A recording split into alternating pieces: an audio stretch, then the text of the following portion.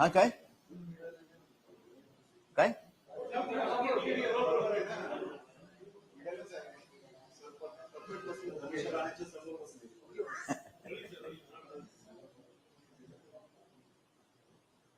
हिंदीत सुरू करतो, नंतर मराठीमध्ये बोलतो. आज का सब्जेक्ट धारावी डेवलपमेंट का प्रोजेक्ट. आपको मालूम है धारावी प्रोजेक्ट इस समय खूब चर्चा में है. जोरदार इसका विरोध भी हो रहा है, खासकर एक पॉलिटिकल पार्टी की तरफ से या दो पॉलिटिकल पार्टी की तरफ से, उबाठा और कांग्रेस. सबसे पहले हम अपनी भूमिका स्पष्ट कर देते हैं.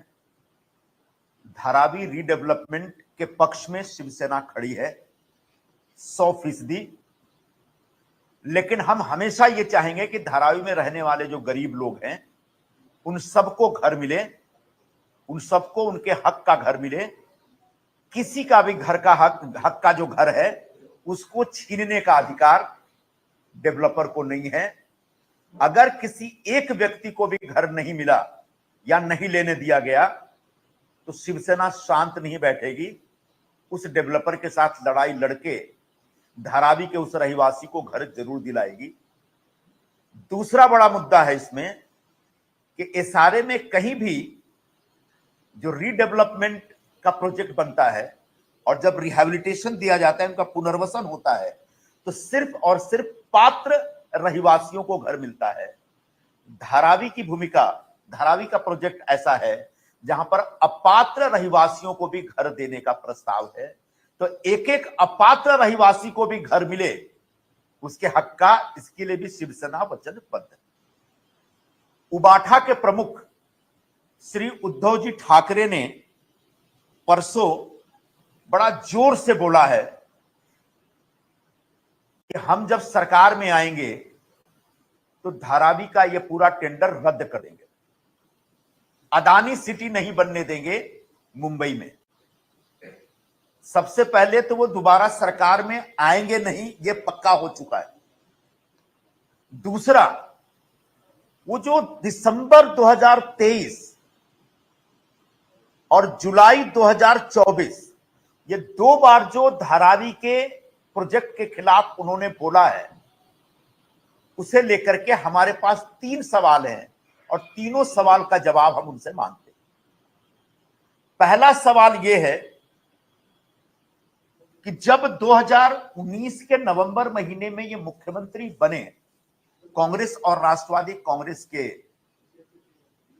समर्थन से, तो मुख्यमंत्री बनते ही उन्होंने तत्काल नवंबर महीने में, 2020 के नवंबर महीने में, अक्टूबर नवंबर महीने में वो टेंडर रद्द किया था जो अदानी से पहले सेकलिंग टेक्नोलॉजी कॉरपोरेशन को मिला था.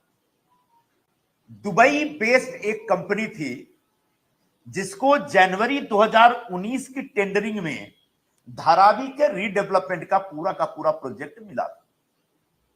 जनवरी 2019 अगर मैं कह रहा हूं, इसका मतलब एक ऐसी सरकार जिसके प्रमुख श्री देवेंद्र फडणवीस थे और जिस सरकार को उस समय के शिवसेना का पूरा समर्थन प्राप्त था, उबाठा का समर्थन प्राप्त था. उद्धव ठाकरे जी उस सरकार के हिस्सा थे. और जब उद्धव ठाकरे जी उस सरकार के हिस्सा थे तब जनवरी 2019 में एक सेकलिंग टेक्नोलॉजी कॉरपोरेशन करके एक रियल एस्टेट कंपनी है जिसका मुख्यालय दुबई में है, मुंबई में भी उसका कार्यालय है. शाह करके उसके मालिक हैं. ओरिजिनली ये लोग बहरीन के रहने वाले हैं लेकिन हैं हिंदुस्तानी. इनकी कंपनी वॉज सक्सेसफुल बिडर और उसमें अदानी को डिफीट किया था. अदानी ग्रुप को डिफीट करके सेकलिंग को वो कॉन्ट्रैक्ट मिला था. उसमें कुछ तांत्रिक अड़चन थी जिसकी वजह से उस टेंडर को तात्कालिक तौर पर होल्ड किया गया था.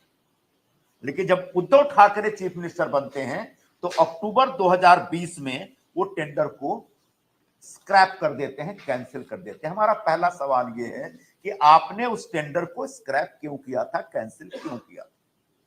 क्योंकि जैसे ही आपने उस टेंडर को कैंसिल किया, आपने अदानी ग्रुप के लिए धारावी में घुसने का रास्ता खोल दिया. जिस अदानी ग्रुप के ऊपर आपको इतना ऐतराज है और आपको लगता है कि पूरे मुंबई को अदानी खा जाएंगे, उस अदानी को जनवरी 2019 की टेंडरिंग प्रोसेस में रोक दिया गया था। लेकिन आप जब चीफ मिनिस्टर बनते हैं तो आप उस टेंडर को स्क्रैप करके अदानी को एक बार फिर से धारावी में घुसने का मौका देते हैं, उसके लिए रास्ता खुला छोड़ देते हैं। क्या यह आपका अपना निर्णय था? इस निर्णय के पीछे कोई लेन देन था? उस समय सरकार में जो लोग थे उसमें शरद पवार जी की पार्टी थी। शरद पवार जी और अदानी ग्रुप के बीच क्या रिश्ता है सबको मालूम है। कैसे अपनी गाड़ी में शरद पवार जी के आमदार उनको बैठा के घुमा के लेके जाते हैं, पूरा बारामती घुमाया जाता है, ये सबने देखा है। तो क्या शरद पवार का कोई दबाव था? और सबसे मजेदार बात है कि कांग्रेस पार्टी जो रोज हम दो हमारे दो और पूरी केंद्र सरकार दो उद्योगपतियों के लिए चल रहे, इसके लिए रोज राग अलापती है, तब कांग्रेस की सरकार में थी और कांग्रेस चुप थी। कांग्रेस की जो आमदार धारावी की हैं, जिन्होंने इस प्रोजेक्ट के ऊपर खूब ऑब्जेक्शन लिया, उसी सरकार में मंत्री थी, उन्होंने कुछ नहीं बोला और वो टेंडर कैंसिल कर दिया गया। टेंडर कैंसिल होने के बाद अक्टूबर 22 में टेंडर कैंसिल होने के बाद उद्धव ठाकरे की सरकार ने धारावी के लिए एक नया टेंडर डॉक्यूमेंट बनाने का प्रोसेस शुरू किया। और जब तक प्रोसेस चल रहा था तब तक जून 2022 आ जाता है और उनकी सरकार गिर जाती है। जून 2022 के बाद एक नई सरकार आती है, एकनाथ शिंदे जी उसके मुख्यमंत्री और फडणवीस जी उसके उप मुख्यमंत्री। इस सरकार ने आगे जाकर के अक्टूबर 22 में टेंडर फ्लोट किया धारावी के लिए फिर से। वो जो टेंडर फ्लोट किया है उसमें एक लाइन भी नया नहीं है। जो टेंडर उद्धव ठाकरे ने क्रिएट किया था, बनाया था, वही टेंडर एकनाथ शिंदे जी की सरकार ने फ्लोट किया। आज जिन मुद्दों के ऊपर उनका ऑब्जेक्शन है उसमें पहला मुद्दा यह है कि धारावी कराना 500 स्क्वायर फीट का घर मिडाले पाइजे। मतलब धारावी के लोगों को अगर 500 स्क्वायर फीट का घर नहीं मिले तो मैं रद्द कर दूंगा। लेकिन जो टेंडर उद्धव ठाकरे जी जब मुख्यमंत्री थे उनकी सरकार ने बनाया था उसमें 350 स्क्वायर फीट और उसी टेंडर को शिंदे जी की सरकार ने फ्लोट किया, जिसके आधार पर अदानी की एंट्री होती है, अदानी ग्रुप को टेंडर मिलता है। जितनी शर्तें शिंदे सरकार ने इस टेंडर में डाली है, जिसको अदानी समूह को मिला जो टेंडर, वो सारी शर्तें इसी डॉक्यूमेंट में है। And this document was prepared by Uddhav Thackeray, not other than Uddhav Thackeray government. तो आज अगर धारावी रीडेवलपमेंट के लिए जो टेंडर हमने फ्लोट किया, जो उनको मिला और जिसके आधार पर वहां रीडेवलपमेंट का काम शुरू हुआ, उस पर अगर उसकी किसी भी शर्त पर आपको ऐतराज है तो हमारा पहला सवाल है कि फिर उन शर्तों को आपने डाला क्यों था अपने डॉक्यूमेंट में? इस सवाल का जवाब अभी तक उद्धव ठाकरे की तरफ से या उनकी पार्टी की तरफ से नहीं आया। और तीसरी, इसके साथ एक इंफॉर्मेशन मैं ऐड कर देता हूं। इसमें एक चीज है जो कल परसों बोल रहे थे, टीडीआर। इस डॉक्यूमेंट में उद्धव ठाकरे ने जो डॉक्यूमेंट तैयार किया और हमारी सरकार ने जो रिलीज किया, उन दोनों के बीच ये एक डॉक्यूमेंट है जो अलग से ऐड किया गया है, वो टीडीआर। धारावी प्रोजेक्ट में जो टीडीआर जनरेट होगा, उस टीडीआर को लेकर के उन्होंने सवाल उठाया। ये एक फ्रेश इस गवर्नमेंट ने डाला। इस डॉक्यूमेंट को रिलीज करने के 3 दिन पहले 28 सितंबर 2022 को ये टीडीआर डॉक्यूमेंट जीआर के तौर पर रिलीज किया गया। उसके बाद 3 दिन बाद टेंडर डॉक्यूमेंट रिलीज होता है, फ्लोट होता है टेंडर, जिसमें बहुत सारे लोग आते हैं, अदानी आते हैं और अदानी बाद में लेके चले जाते हैं। इसमें उनको ऐतराज क्या है? पहला ऐतराज यह है टीडीआर पे कि साउथ बाउंड नहीं होना चाहिए, साउथ बोर्ड्स नहीं होना चाहिए। जरा इसको मैं एक्सप्लेन करना चाहता हूं, मैं चाहता हूं कि आप लोग समझे। मुंबई हाई कोर्ट का एक ऑर्डर है कि कोई भी बिल्डर जब बिल्डिंग डेवलप करेगा और अगर वो एफएसआई कंज्यूम नहीं कर सकता और जो एफएसआई कंज्यूम नहीं होता वो टीडीआर बन जाता है, ट्रांसफर डेवलपमेंट राइट। मतलब वो एफएसआई बेचा जा सकता है किसी और डेवलपर को। तो हाईकोर्ट का ऑर्डर यह है कि अगर मान लीजिए बांद्रा में कोई टीडीआर जनरेट होता है तो वो टीडीआर का इस्तेमाल मालाबार हिल पे नहीं होगा, आगे होगा नॉर्थ की तरफ। यह हाईकोर्ट का ऑर्डर है। बांद्रा का टीडीआर अंधेरी जाएगा, पार्ला जाएगा, बोरीवली जाएगा, दहिसर जाएगा।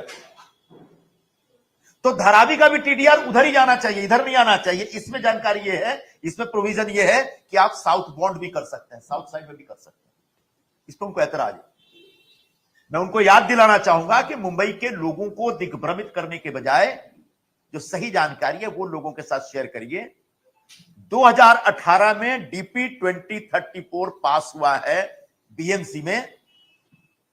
उस समय शिवसेना उबाठा की सत्ता थी वहां पे, और उस डीपी में यह प्रोविजन है कि कहीं का भी टीडीआर कहीं भी यूज कर सकते हैं। यानी टीडीआर साउथ बोर्ड भी हो सकता है, नॉर्थ बोर्ड भी हो सकता है। यानी बोरीवली का टीडीआर मालाबार हिल में भी हो सकता है, मालाबार हिल का टीडीआर बोरीवली भी जा सकता है। मतलब हाईकोर्ट के ऑर्डर के खिलाफ जाकर के डीपी में हम लोगों ने ये प्रोविजन किया है, और प्रोविजन करने वाले और कोई नहीं, उद्धव ठाकरे, उनकी पार्टी, उनके नगर सेवक। टीडीआर पे मेन ऑब्जेक्शन इनका ये है। दूसरा ऑब्जेक्शन ये है कि भाई टीडीआर क्यों? बड़ा बेवकूफी भरा प्रश्न है। इसलिए क्यों फनल जोन आता है। फनल जोन मतलब होता है कि एयरपोर्ट का एक जोन जो ऐसे आता है, जैसे जैसे एयरपोर्ट के आप करीब जाएंगे वहां पर हाइट रिस्ट्रिक्शन ज्यादा है। एयरपोर्ट से दूर जाएंगे तो एक एरिया, एक परिसर तक, एक पेरीफेरी में हाइट रिस्ट्रिक्शन होता है। मान लीजिए आपकी जमीन को एफएसआई मिलता है कि आप 10 माला बना सकते हैं, लेकिन एयरपोर्ट का जोन है तो 5 माला ही बना सकते हैं हाइट रिस्ट्रिक्शन की वजह से। तो बाकी 5 माला का जो एफएसआई वो टीडीआर में बेच सकते हैं। तो धारावी भी उसी जोन में आता है। इनको एफएसआई मिल रहा है लेकिन हाइट रिस्ट्रिक्शन है, तो वो जो एक्स्ट्रा एफएसआई है उसको टीडीआर में कन्वर्ट करके बेचना ही पड़ेगा। और टीडीआर में कन्वर्ट करके बेचेंगे तो कैश मिलेगा। उस कैश की वजह से ये प्रोजेक्ट वायबल हो रहा है। इसमें 20,000 करोड़ का इन्वेस्टमेंट है, और शुरू के 10-15 वर्षों तक इसमें से कोई रिटर्न नहीं है। इसलिए गवर्नमेंट ने एक स्पेशल, चूंकि प्रोजेक्ट को वायबल करना है, ये प्रोजेक्ट आज से नहीं बन रहा है, 76-78 से धारावी का रीडेवलपमेंट प्लान हो रहा है। 99 में सीरियसली प्लान हुआ।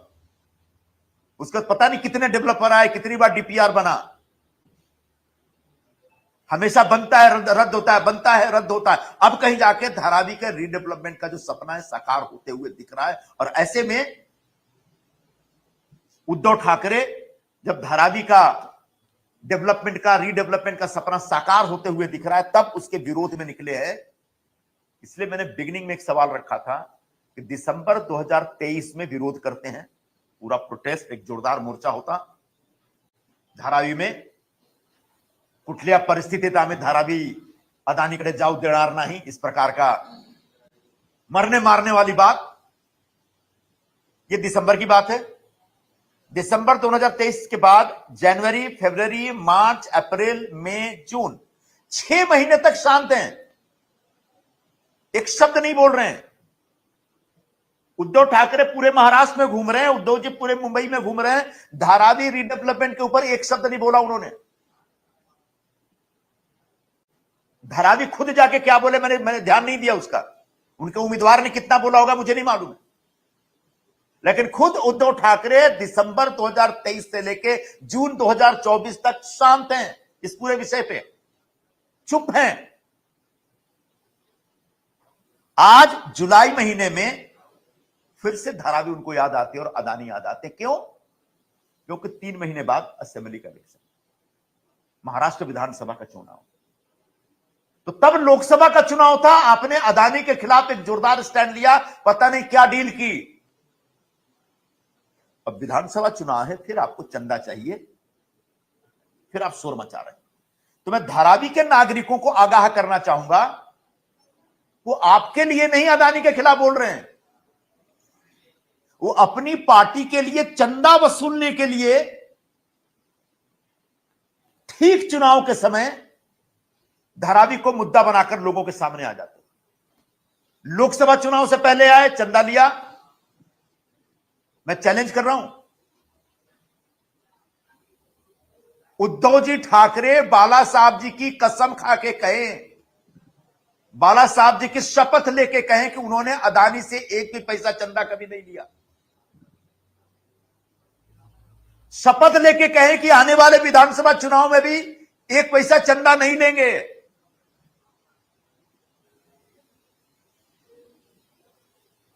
तो ये सिर्फ चुनाव में चंदा वसूलने के लिए धारावी के डेवलपमेंट के खिलाफ एक स्टैंड लेने वाली बात हो रही है।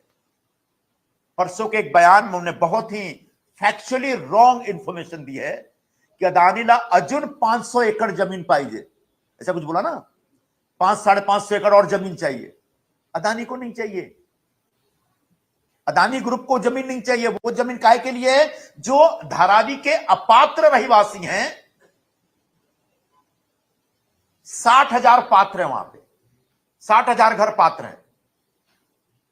अगर मुख्यमंत्री जी का जो अनाउंसमेंट है परसों विधानसभा में कि 1+1 यानी पहला माला भी हमें रेगुलर करना, तो मतलब 60,000 और ले लीजिए तो 1,20,000 घर रेगुलराइज होंगे जिनको वहां पर घर देना है धारावी में। अगर 1+3 बना हुआ है धारावी में, एवरेज 1+3 1+4 ही है वहां पे, तो अगर 2 माला और है तो 1,20,000 और घरों को रिहैब करना है, परिवारों को रिहैब करना है।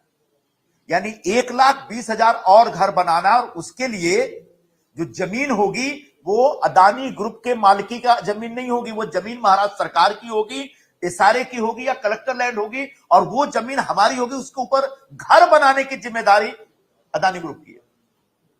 मतलब उनको जमीन नहीं चाहिए, वो जमीन चाहिए जहां उनको घर बना के जो अपात्र लोग हैं उनको रिहैब किया जा सके। तो आज जो 500 एकड़ जमीन की बात हो रही है उसका विरोध करके धारावी के जो अपात्र लोग हैं उनके रिहेबिलिटेशन का विरोध कर रहे हैं, उनके पुनर्वसन का विरोध कर रहे हैं उद्धव ठाकरे। तो मैंने जैसा प्रारंभ में कहा था, हम धारावी के डेवलपमेंट के पक्ष में खड़े हैं। पूरा मुंबई, पूरा हिंदुस्तान चाहता है, पूरा धारावी चाहता है, लेकिन धारावी के एक एक व्यक्ति को, एक एक रहिवासी को घर मिले रीडेवलपमेंट के बाद, ऐसी हमारी इच्छा। और अगर उसके घर मिलने में कोई अड़चन आएगी तो उस अड़चन के खिलाफ हम लड़ाई लड़ेंगे, ऐसा ये हमारी भूमिका है। हिंदी में चल जाएगा, चलें?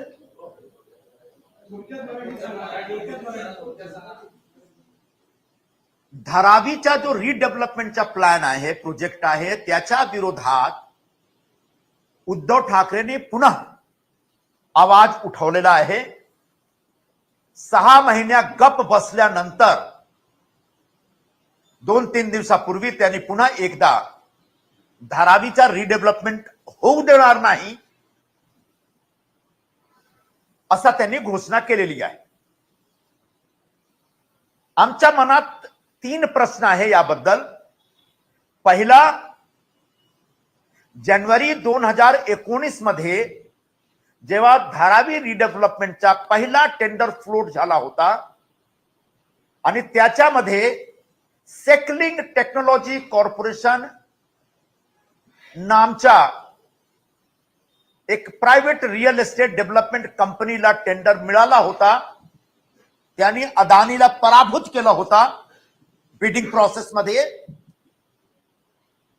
तो जो टेंडर होता, उद्धव ठाकरे जी मुख्यमंत्री झाल्यानंतर त्यांनी का कॅन्सल केला, का रद्द केला, हा आमचा पहिला प्रश्न आहे। दूसरा प्रश्न आहे की ऑक्टोबर-नोव्हेंबर 2022 मध्ये जेव्हा धारावी रिडेव्हलपमेंटची नवीन टेंडर रिलीज टेंडर फ्लोट झाली, तो टेंडर डॉक्युमेंट ऍक्च्युअली उद्धव ठाकरेची गव्हर्नमेंटने बनवला होता। म्हणजे शिंदे आणि फडणवीस जीची जो सरकार होती त्यांनी जो टेंडर फ्लोट केला त्याचे सर्व अटी आणि शर्त उद्धव ठाकरेची सरकारने टाकली होती आणि त्यांचाच डॉक्युमेंट होता ज्याला रिलीज केला शिंदे आणि फडणवीस सरकारने। आणि तो डॉक्युमेंट इकडे आमच्याकडे आहे, एक्झॅक्टली तोच डॉक्युमेंट आहे। आणि तिसरा जो सवाल आहे टायमिंगचा, तुम्ही 2023 डिसेंबर महिन्यामध्ये जोरदार विरोध करता, जोरदार हल्ला करता अदानी ग्रुपवर, आणि धारावीची लूट झालेली आहे, धारावीच्या रिडेव्हलपमेंट होऊ देणार नाही, कारण 2-3 महिन्यानंतर लोकसभा निवडणुकी होतात. तो लोकसभा निवडणुकीच्या तोंडावर तुम्ही धारावीचा पहिला विरोध केला, आता विधानसभाच्या निवडणुकी येत आहे त्याच्या तोंडावर तुम्ही आता दुसऱ्यांदा विरोध करत आहात. म्हणजे तुम्हाला धारावीचे लोकांच्या नावाने फक्त विरोध करून अदानीकडून चंदे पाहिजे, पैसे पाहिजे, हाच तुमचा हेतू आहे असा आम्हाला वाटतो, असा आमच्या मनात प्रश्न आहे. जेव्हा लोकांच्या रिडेव्हलपमेंट, लोकांच्या घराचा प्रश्न असतो तेव्हा स्वतःचा जो स्वार्थ आहे त्याला बाजू ठेवायला पाहिजे. पण उद्धव ठाकरे फक्त स्वतःच्या स्वार्थासाठी आणि पक्षासाठी चंदा उगवण्यासाठी फक्त हा पर्पस घेऊन ते धारावीच्या रिडेव्हलपमेंटचा विरोध करत आहेत. आमचा याचा विरोध आहे. आम्ही धारावीच्या रिडेव्हलपमेंटच्या पक्षामध्ये उभे आहोत, पण कधीही लोकांना घर, प्रत्येक लोकांना तिकडे घर मिळाला पाहिजे, हा आमचा एक पहिली आणि आखरी शर्त आहे. पात्र किंवा अपात्र सर्व प्रकारचे जो रहिवासी आहेत धारावीमध्ये त्यांना धारावी नाही तर दुसऱ्या ठिकाणावर नवधारावी जो एक प्रोजेक्ट आहे त्याच्यामध्ये सर्वांना घर भेटेल. ते सांगतात की 350 स्क्वेअर फीटच्या ऐवजी 500 स्क्वेअर फीटचा घर मिळाला पाहिजे. त्यांनी जो डॉक्युमेंट तयार केलेला आहे त्याच्यामध्ये 350 स्क्वेअर फीटचा घर देण्याचा त्यांनी अट ठेवला होता. जेव्हा तुम्ही डॉक्युमेंट तयार करत होता तेव्हा तुमच्या मनात हा प्रश्न नव्हता का? असा ढेर सारे काही प्रश्न आहेत ज्याच्यावर उद्धव ठाकरेचा जो विरोध आहे फक्त असा वाटतो की फक्त विरोधासाठी विरोध करतात, चंदा उगवण्यासाठी विरोध करतात. लोकांचा पुनर्वसन झाला पाहिजे हा विषय त्यांच्या मनात नाही आहे. झालं? आपने कहा कि दिसंबर में एक आंदोलन हुआ, उसके बाद वो शांत हो गए। कसम खाते ठाकरे बताया कि उन्हें चंदा नहीं मिला। क्या आप ये कह रहे हैं कि उनको भी टेम्पो भर भर के गया? अब टेम्पो भर के गया कि ऑटो रिक्शा में भर के गया मुझे नहीं मालूम है, लेकिन मैं चैलेंज करता हूं, उद्धव ठाकरे जी, बाला साहब ठाकरे जी की कसम खा के कहें कि उन्होंने अदानी से कभी चंदा नहीं लिया। साथ में यह भी कसम खाएं कि आने वाले विधानसभा चुनाव में अदानी से चंदा नहीं लेंगे।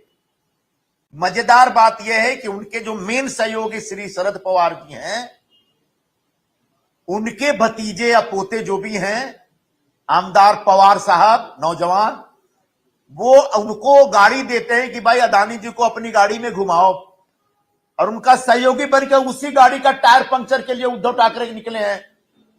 ये महज एक पोस्चरिंग है, जेस्चरिंग है चंदा वसूलने के लिए, वरना लोकसभा चुनाव से पहले बोमा बोम, जोरदार हल्ला, उसके बाद एकदम चुप रह गए, कुछ नहीं।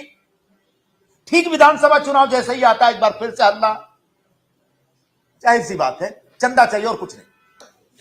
लिया गया इसको ये स्पेसिफिक जानकारी अगर लिया गया तो कानून अपराध होगा, आपकी सरकार है। अब कोई दिखा के थोड़ी लेता है कोई दिखा के तो नहीं लेता ना। अब कैसे लिया, कहां लिया, अब ये उनको बताना पड़ेगा। सरकार थोड़ी एक एक पे नजर रखती है कौन कहां किससे पैसा ले रहा है, इतना आसान थोड़ी है साहब। नहीं, पॉलिटिकल पार्टियां अगर किसी औद्योगिक घराने से पैसा लेती हैं, चंदा लेती है, तो उसमें कोई गलत बात नहीं है। सभी पार्टियां लेती हैं, सभी पार्टियां लेती रहेंगी। हाँ, उसके लिए एक ट्रांसपेरेंट सिस्टम बनाने का प्रयास एक अरसे से चल रहा है, जिसका एक हिस्सा इलेक्टोरल बॉन्ड्स भी है। तो आज तक वो ट्रांसपेरेंट सिस्टम बन नहीं पाया, लेकिन तमाम पॉलिटिकल पार्टियां बड़े बड़े उद्योगपतियों के साथ या बिल्डरों से पैसे लेती हैं, चंदा लेती हैं चुनाव लड़ने के लिए। ये इतना बड़ा पाप नहीं है, लेकिन एक तरफ चंदा लेना और दूसरी तरफ विरोध करना और फिर विरोध करके फिर से चंदा लेना, ये जो ड्रामा और ढकोसला चल रहा है, इसका विरोध हमारा है।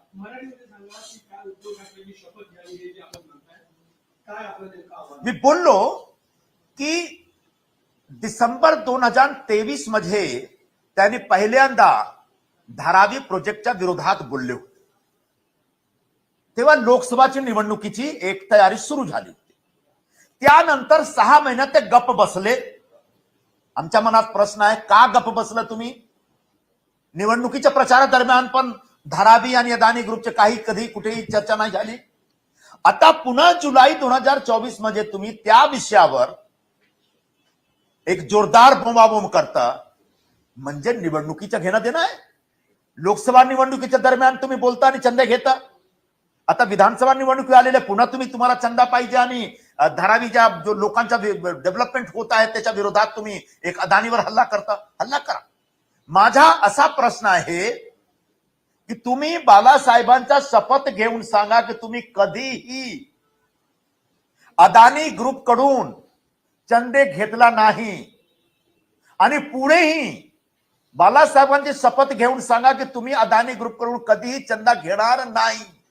हा आमचा एक सरळ प्रश्न आहे, थेट प्रश्न आहे तुमच्याशी.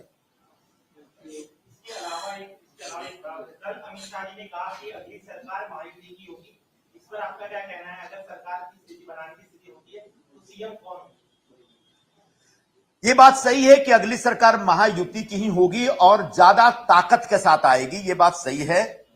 अब उसके आगे का जो प्रश्न है उस प्रश्न का जवाब मेरे पास नहीं है, क्योंकि वो सारा जो फैसला है वो तीनों पार्टियों के प्रमुख और बीजेपी के राष्ट्रीय स्तर के जो प्रमुख लोग हैं, अपने प्रधानमंत्री जी हैं, गृह मंत्री जी हैं, उनके बीजेपी के अध्यक्ष जी हैं, हमारे पार्टी के अध्यक्ष हैं, मुख्य नेता हैं शिंदे जी, ये सब लोग मिलकर तय करेंगे. इसलिए फिलहाल इस विषय पे मैं कुछ नहीं बोल सकता.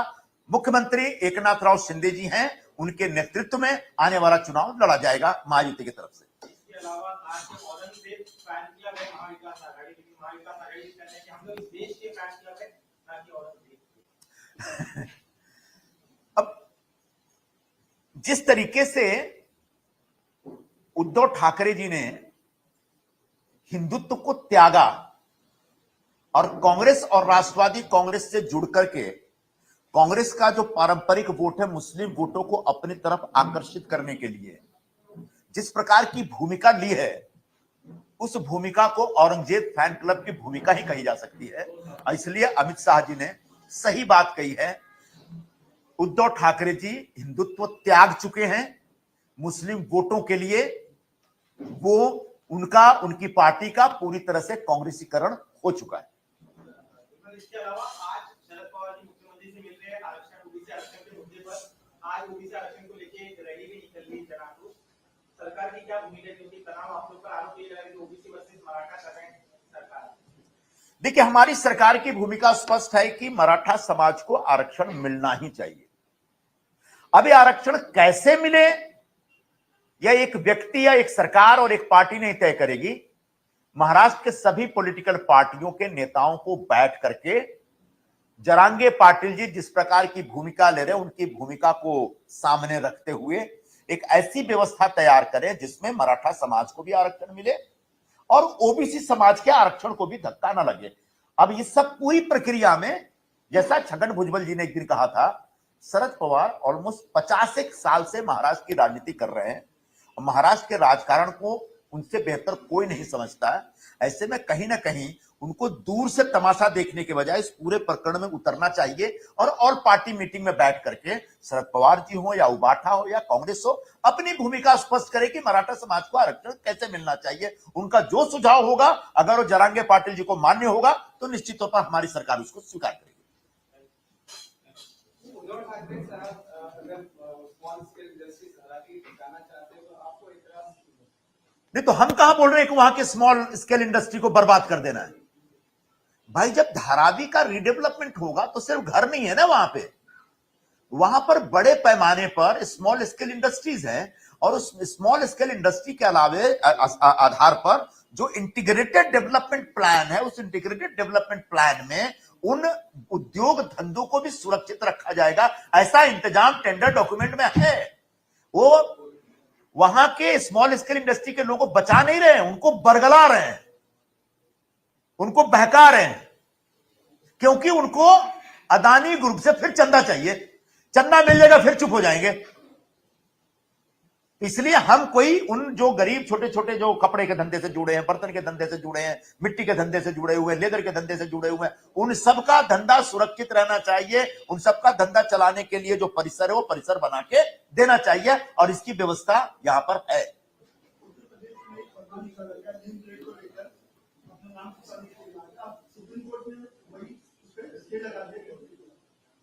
अब सुप्रीम कोर्ट ने स्टे लगा दिया तो उसके आगे कौन जा सकता है? मुझे जो समझ में आया उत्तर प्रदेश सरकार का जो फरमान था, ये जो कांवड़ यात्रा होती है उसमें शिव भक्तों की एक बहुत ही कठिन तपस्या होती है, और उस कठिन तपस्या में उनका उपवास होता है, शुद्धता होती है, सात्विक भोजन होता है। ऐसे में रास्ते में जो दुकानें होती है उन दुकानों के बारे में उनको पता चलना चाहिए कि कौन सी दुकान में सात्विक भोजन मिल सकता है, कौन सी दुकान में नहीं। तो कहीं रुक करके मान लीजिए चाय भी पीनी, और चाय का जो ग्लास है वो अगर मान लीजिए किसी नॉनवेज रेस्टोरेंट से जुड़ा हुआ है तो उनकी सात्विकता नष्ट हो सकती है, उनकी शुद्धता नष्ट हो सकती है। तो उनके शुद्ध आचरण को प्रोटेक्ट करने के लिए उत्तर प्रदेश सरकार ने इस प्रकार की व्यवस्था की थी। लेकिन कुछ लोगों को यह गलत लगा, कुछ लोगों को गलत लगा, वो लोग सुप्रीम कोर्ट में गए, सुप्रीम कोर्ट ने स्टे दे दिया है। तो मुझे लगता है उसके बाद सरकार इस स्टे को स्वीकार कर लेगी। शुक्रिया, धन्यवाद।